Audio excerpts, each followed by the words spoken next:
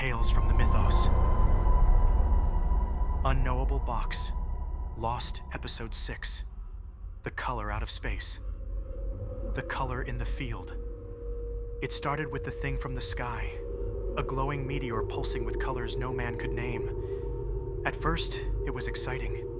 People came from the university in Arkham to poke at it, and Pa seemed proud to have something so strange on our farm. But the colors didn't leave. They sank into the ground, the water, and us. The animals changed first. Their eyes glowed faintly at night, and their limbs bent in ways that didn't seem possible. Then the crops started growing wrong, gray and brittle, crumbling to ash when you touched them. The well began to hum, faint at first, then louder, and its glow kept me awake at night. Then the man came. He arrived one morning, dusty and quiet, carrying a letter from a Professor Albright at Miskatonic University. He said he was here to investigate the meteorological phenomenon. Pa grumbled about outsiders, but let him stay in the barn. The investigator spent most of his time near the well, measuring the glow and taking notes in a little black book. He was kind to me, explaining in soft tones that the color wasn't natural, that it was alive.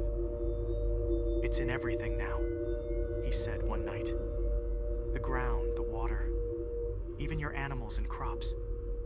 If it spreads further, it could be disastrous." Pa heard him talking and got it in his head that the animals were the cause. "They're spreading it," he said, gripping his rifle. "If I don't stop them, it'll take the rest of us." The next morning, Pa drove the animals into the barn and set it on fire. The flames rose high, and the screams of the animals were worse than anything I'd ever heard. But not all of them burned. A few burst through the flames, their glowing, twisted shapes scattering into the fields and woods. Pa shouted and ran after them, rifle in hand. "I'll find them all!" he yelled, disappearing into the dark. The investigator watched it all in silence. When Pa didn't come back, he turned to me and said, "I need to contact Professor Albright and tell him what's going on. He'll know what to do. We'll need help to contain this." "Will they come?" I asked.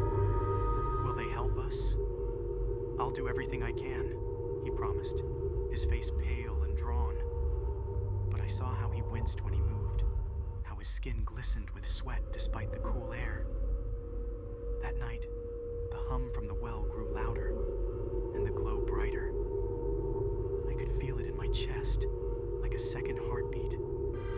Ma stared out the window as always, her gray skin stretched tight over her bones, while Merwin wandered near the well again, tossing pebbles into its depths. Zenas scratched at his bindings, whispering about something crawling under his skin. The investigator left early the next morning, his notebook clutched tightly in his hand.